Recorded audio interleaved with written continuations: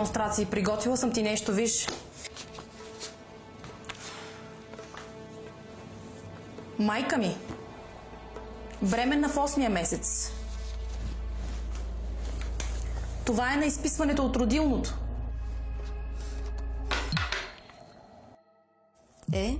Би ли ми показала твоите снимки от родилния дом? Където майката те е прегърнала. О, чакай, забравих. Ти нямаш такива. Защото си осиновена. Така че, приятелко моя, аз ти помагам, като ти казвам истината. Сега аз ще си намеря нова работа, но ти дали ще си намериш истинските родители? Надя ме смази. Направо не проумявам. Постигнала съм много в живота си, за разлика от нея, но тя някакси успява да ме манипулира. Не знам какво да мисля и не знам как да реагирам.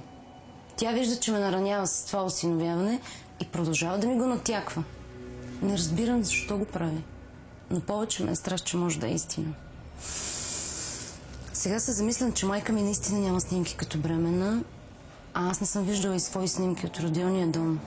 Най-старите са ми от яслата. Надя пак успява да я манипулира, дори когато я няма. Следващите дни преминават много тягостно за Вяра. Червият на съмнението започва да я разяжда отвътре. Тя сериозно се замисля дали е възможно наистина да е осиновена, а родителите й да са скрили този факт от нея. Вяра се рови в своите спомени и започва да открива някои неясноти и бели петна, както и въпроси без отговор. През този мъчителен период тя е затворена в себе си, не спи добре, не успява да се съсредоточи в работата си, а тежките мисли не спират да я измъчват. Така не може да се продължава. Взех решение. Трудно е, но не виждам никакъв друг изход. Много мислих и наистина имам основания да се съмнявам в моите родители. Няма снимки от бременността на мама, а като дете задавах някои въпроси, на които не получих категоричен отговор. Интуицията също ми подсказва, че има нещо нередно. Решила съм, ще говоря с майка ми и баща ми и ще им искам обяснение, дали са ми спестили истината. Това е толкова срамно, че дори на Георги не мога да го споделя. Но съвсем скоро всичко ще се изясни. На следващото семейно събиране Вяра е решила да потърси обяснение от родителите си. Осиновена ли е наистина и ако е така, защо са го скрили от нея? Тя е толкова афектирана заради самото подозрение, че вече ги възприема като предатели. Вяра е склонна на крайни действия и през цялата вечер се държи неестествено и неприсъщо за нея. Илина, и тази вечер храната е прекрасна. Надминала си себе си. Благодаря ти, Жоре. Удоволствие за мен да сготвя за вас. Сега, откакто сме в пенсия, имаме много време. И предимно за храната ходим и за продуктите. Просто хоби не е станало. Аз много чета и гледам кулинарни предавания и избирам здравословна храна и рецепти, които да приготвям. Много често говорят за най-различни добавки в храните и гемио, химия някаква си. Такова нещо нямаше по наше време. Опаковка, буквата Е. Какво е това? Или пък ги имало, но не се е говорил много за това. Крие ли се истината? Може би. Възможно е. Възможно е. Нали, мамо?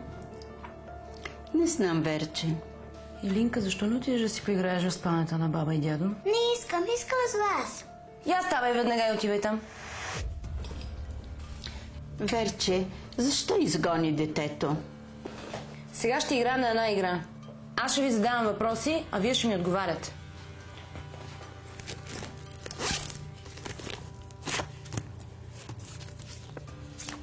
Кой е това? Верче, ти като бременна. А това? Това кой е тук? Какво има тук? Питам, хайде, не е трудно. Това си ти, когато ти изписаха от майчин дом. Но не знам какъв е замисълът на всичко това. Проста идеята. Аз питам, а вие ми отговаряте.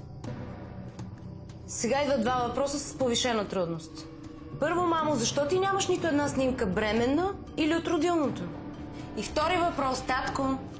Кога щяхте да ми кажете, че съм осиновена? И щяхте ли изобщо да ми кажете? Защо? Кажете ми защо? Вяра, моля те, нещо не си на себе си. Верче, защо така говориш, татко? Какви са тия думи от тебе? Що за хрумване е това? Вярно ли е или не е вярно? Кажете ми!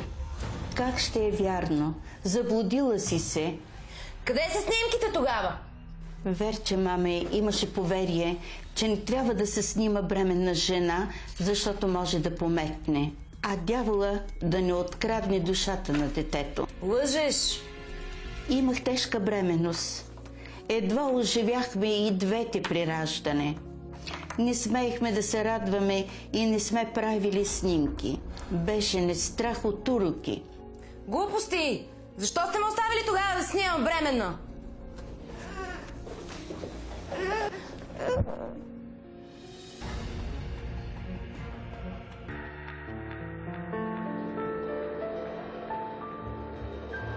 След рекламите ще видите. Защо реши, че си осиновена? Надя ми го каза. Завижда ти и това е поредния и номер, с който иска да те нарани. Бих искала да знам истината. Дали съм осиновена? Това е глупост. Забрави я. Мразя ви! Предатели! Моля? Чакай. Верче! Чакай, Верче! Верче! Ах, амите!